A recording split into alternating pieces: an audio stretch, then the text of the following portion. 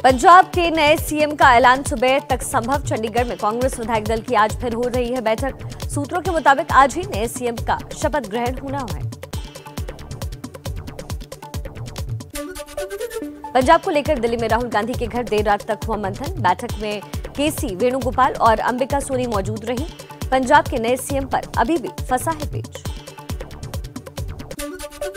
पंजाब में नए सीएम के लिए सुनील जाखड़ के नाम पर कई विधायकों ने जताया ऐतराज। चंडीगढ़ में सुबह 11 बजे होने वाली कांग्रेस विधायक दल की बैठक पर अब सबकी निगाहें।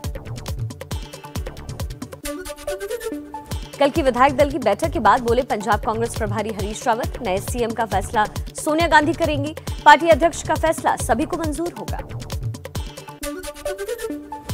पंजाब के सीएम पद से इस्तीफा देकर बोले कैप्टन अमरिंदर सिंह, बार बार विधायकों की बैठक बुलाना साफ था कि पार्टी हाईकमान को मुझ पर भरोसा नहीं, मेरा अपमान हुआ।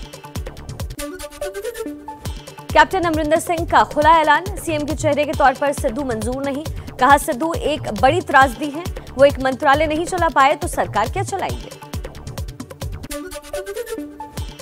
कैप्टन अमरिंदर सिंह ने सिद्धू को देश की सुरक्षा के लिए खतरा बताया। कहा उनकी पाकिस्तानी पीएम इमरान खान और जनरल बाजवा से दोस्ती है, पंजाब के लिए ये विनाशकारी साबित होगी।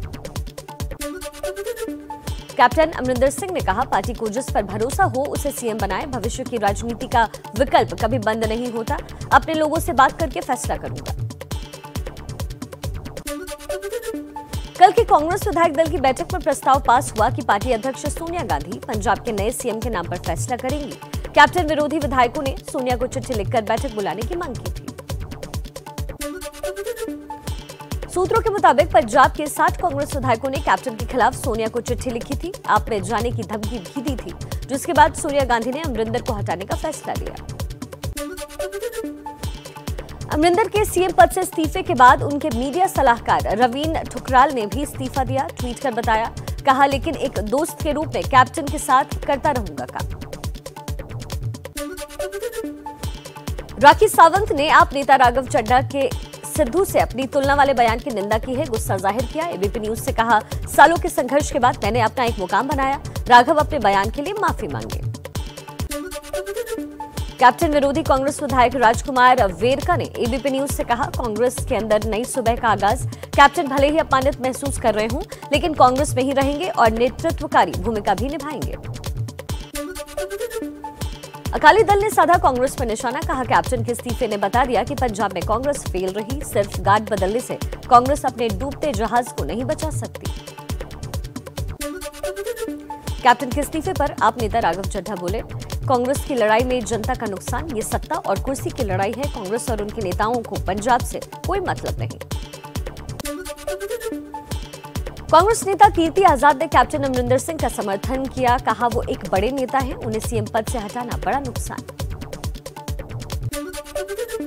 एमपी के गृह मंत्री नरोत्तम मिश्रा का सिद्धू पर निशाना। अमरिंदर के बयान का हवाला देते हुए कहा सिद्धू सीएम बनेंगे तो देश की सुरक्षा को खतरा। सिद्धू को लेकर सोनिया से भी जवाब देने की मांग की। पंजाब में अमरिंदर के सीएम पद से इस्तीफे पर एनसी के उमर अब्दुल्ला ने भी तंज कसा है। कहा कांग्रेस नेता आपस में ही लड़ने में व्यस्त हैं तो बीजेपी से भला कैसे लड़ेंगे।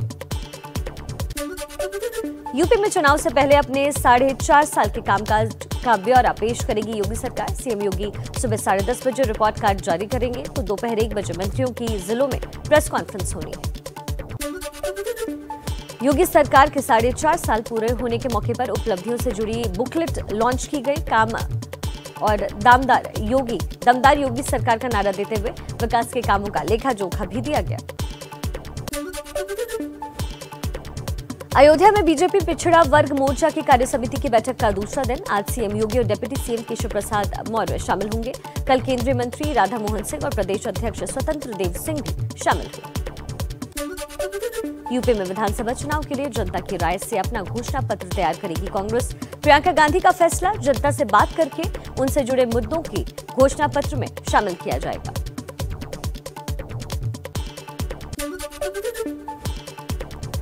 कांग्रेस महासचिव प्रियंका गांधी का योगी सरकार पर निशाना। ट्वीट में लिखा योगी सरकार के दावों के ठीक उलट यूपी में अपराध राज चरम पर।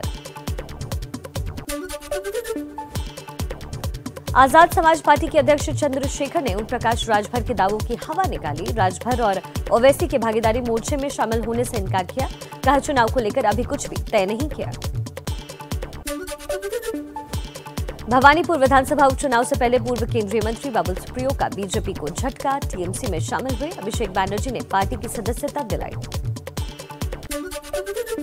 टीएमसी में शामिल होने के बाद बोले बाबुल सुप्रियो, मैं बदले की नहीं अवसर की राजनीति कर रहा हूं। भावनाओं में आकर राजनीति छोड़ने की बात कही थी। टीएमसी में आने पर गर्व है। बाबुल सुप्रियो को टीएमसी में शामिल कराने के बाद अभिषेक बैनर्जी बोले, ये तो सिर्फ शुरुआत है। बीजेपी के कई असंतुष्ट नेताओं की टीएमसी नेतृत्व से बातचीत जारी है। बीजेपी बैलून की तरह है, उनके पास कोई सोच नहीं। बाबुल सुप्रियो के आने पर टीएमसी के बाकी नेताओं ने भी खुशी जताई। कुणाल घोष बोले, बीजेपी के अंदर प्रॉब्लम, लोग वापस आना चाहते हैं। चुनाव से पहले बीजेपी ने जो दिखाया था, अब उनकी देखने की बारी है।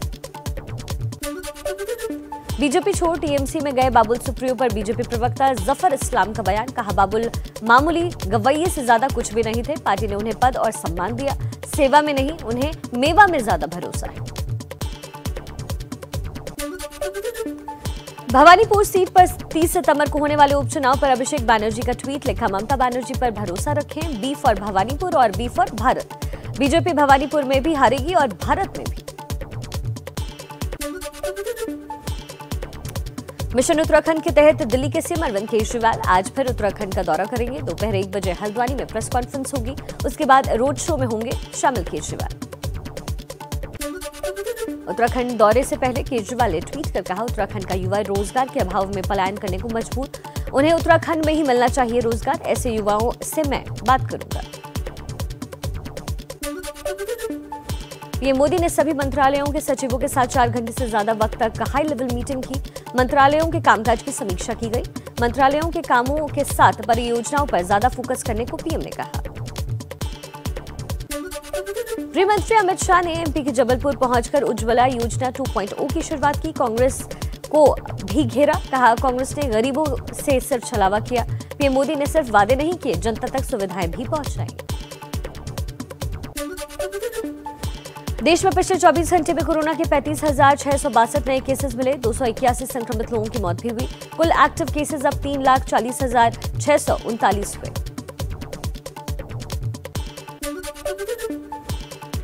देश में बाकी राज्यों के मुकाबले अब भी केरल में सबसे ज्यादा कोरोना के नए केस। केरल में पिछले 24 घंटे में 23,260 नए मामलों की पुष्टि हुई। 131 लोगों की मौत भी हुई।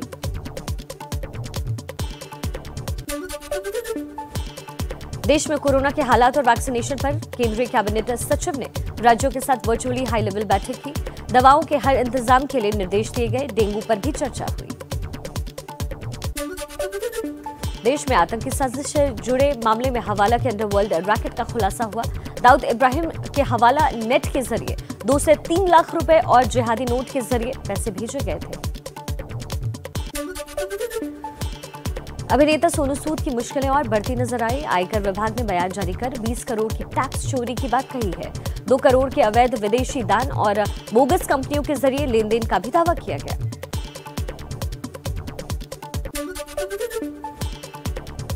दिल्ली के बुराड़ी में एक युवक की डंडे से पीट कर बेरहमी से हत्या कर दी गई। तमाशा देखती रही भीड़। वारदात के सीसीटीवी फुटेज के आधार पर पुलिस ने आरोपी को गिरफ्तार किया। दिल्ली की नरेला में भाई ने भाई की हत्या की। मृतक की पत्नी पर ही लगा बड़े भाई से अपने पति की हत्या करवाने का आरोप। दोनों को हिरासत में लेकर पुलिस की पूछताछ जारी।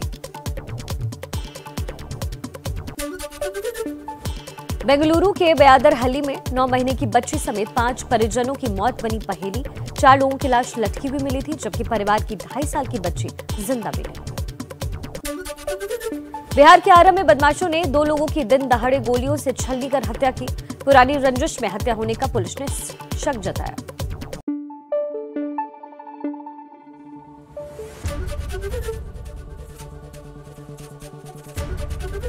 एबीपी न्यूज आपको रखे आगे।